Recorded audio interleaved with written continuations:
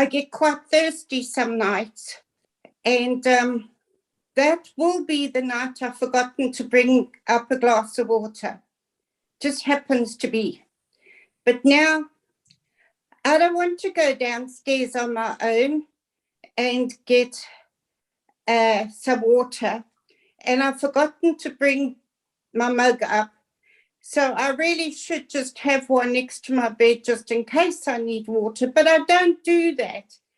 So I end up lying there thinking, I'm so thirsty and I don't want to go downstairs now for some water. I wish a fairy would come and bring me some water. So I lie there and I think, how many more hours till breakfast? Oh, it's another 4.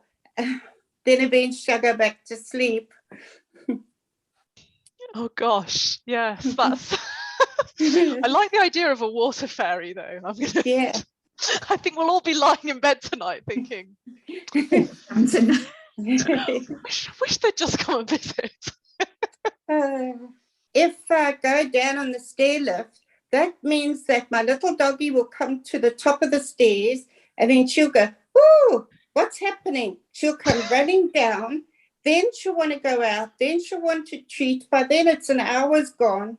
I must admit, I would be with Jacqui there. My main reason for not coming down would be not disturbing the dog, because, you know, once you come down, that's it. It's playtime or it's out time or it's treats or, oh, goodness morning, she's up. Before, I was thinking about perhaps the necessity of trying to encourage a routine. And I know that's difficult because of forgetting things, but I think there probably are.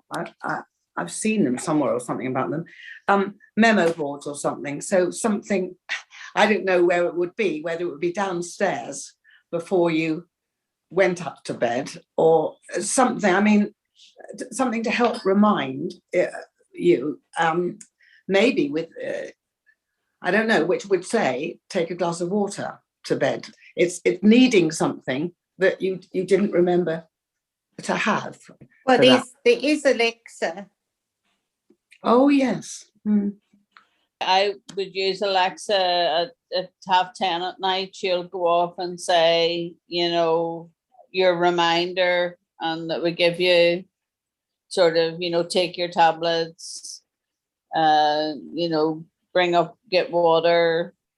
But then the problem is, by the time you get from the living room, you've heard the message into the kitchen, something distracts you, you've forgotten. So I actually have a big whiteboard that it's my godsend, that all sort of appointments and that's on, but I have an A5 side one that would have the same sort of messages on it, so that when I would go into the kitchen, you know, it's sort of there and it would stay, you know, pretty much the same, you know, stuff on it, you know, so it's a good way to try and remember. But as I say, and it is about trying to get into a good routine, you know. I would try not to be drinking too much sort of after, you know, sort of 7:30 sort of at night. You know, I would sort of cut out looking at my iPad or phone sort of at a particular time to try and not keep my mind stimulated. Often people with dementia's emotions are heightened more than they were or other people. And often programs will upset me very much. Yeah.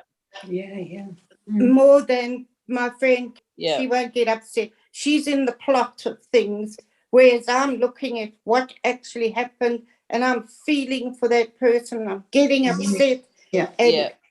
She says to me, Jacqui, it's only a story. Oh, but gee. So we need to have peace before we go to bed.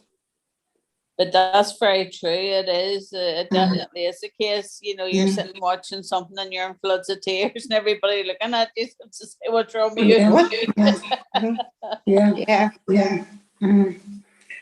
People tend to sleep quite a bit during the day, and therefore at night time sleep evades them because they have nodded off when the television's on or whatever, they're sitting in the chair. Yeah. To the radio. And I think it happens to all of us as we get older. But I have heard that people with dementia, they lose concentration with the television, or it's not interesting to them. So therefore, before they know where they are, the eyelids have closed and a little more sleep is underway. But that can cause a problem then, because at night time, lack of any exercise or keeping moving about is probably restricting the amount of sleep at night time, because they've nodded off quite a bit during the day. I don't know if somebody lived on their own, that would be very difficult to stimulate themselves to try and keep themselves awake. And often I read when I go to bed, but often with dementia, people would find reading and concentration quite difficult. Yeah, or maybe an audio book, because Yeah, I then would you don't. listen to audio Yes. books. Yeah. Or music, nice soothing music. It all depends sometimes, I think, on getting comfortable. And I think getting comfortable is a major part of it. If you can put your head on the pillow and you feel cozy and warm and safe, and it sort of leads to being able to fall asleep. Exercise is important. Going for a walk is good. But even if you can't, fresh air, to me, if I have had a day when I haven't even had fresh air, even if I suppose you could just lean out of the window. But actually, I think that really has a marvelous effect on going to sleep. And somehow that probably helps know what part of the day it is. I think in our warm and coziness, we can be warm and cozy for too long. We need open the door and breathe the air. when I told the consultant at the memory clinic about my sleep, they said I must try other things, but I should go back to them if it was a problem. And I never went back to them. Thank you.